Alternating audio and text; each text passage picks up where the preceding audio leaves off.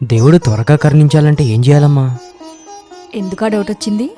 కొంతమంది కంప్లైంట్ చేస్తూ ఉంటారు కదమ్మా, దేవుడికి ఎన్ని పూజలు చేసినా ఎంత మొక్కినా మా గోడు వినట్లేదని. మిగతా వాళ్ళందరితో మంచి జరుగుతుందని కొందరు బాధపడుతున్నారు కదా. ఒక వ్యక్తి భోజనం చేయడానికని హోటల్కి వెళ్ళి తనకి నచ్చిన 2-3 ఐటమ్స్ ఆర్డర్ ఇస్తాడు. అంతలోనే ఇంకొక ఫ్యామిలీ వచ్చి తన పక్కన టేబుల్లో కూర్చొని వాళ్ళకి నచ్చిన ఫుడ్ ఐటమ్స్ వాళ్ళు ఆర్డర్ ఇచ్చుకుంటారు. ముందుగా ఆ ఫ్యామిలీ ఆర్డర్ చేసిన ఫుడ్ వస్తుంది. వాళ్ళు తినడం మొదలు పెడతారు. ఈ వ్యక్తి ఏమో బాగా ఆకలితో ఉంటాడు. తనిచ్చిన ఆర్డర్ ఇంకా రాలేదన్న కోపంతో లేచి వెళ్ళిపోబోతాడు. ఇంతలోనే ఒక వెయిటర్ వచ్చి, మీ ఆర్డర్ లేట్ అయినందుకు క్షమించాలి, మీకు ఫుడ్ వచ్చేలోపు మా హోటల్ తరపున మీకు సూప్ కాంప్లిమెంటరీగా ఇస్తున్నామని సూప్ సర్వ్ చేస్తాడు. అతను ఆ సూప్ తాగిన వెంటనే ఆ హోటల్ షెఫ్ 4 వెయిటర్స్తో ఈ వ్యక్తి దగ్గరికి వచ్చి, సార్, మీరు హోటల్లోకి రాగానే మా ఓనర్ గారు మిమ్మల్ని తన ఫ్యామిలీ ఫ్రెండ్గా గుర్తించారు.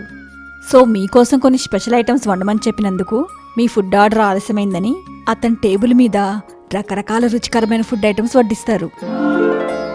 అవి చూసిన అతను, ఆవేశపడ్డాను, కొంచెం ఓపిక పడితే బాగుండేది అని అనుకుని ఆ రుచికరమైన భోజనాన్ని ఆస్వాదించడం మొదలు పెడతాడు.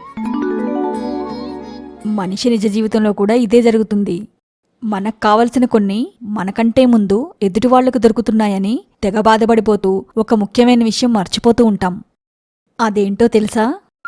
ఏంటమ్మా?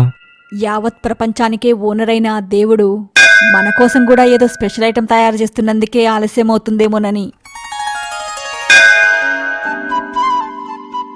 అర్థమైందమ్మా.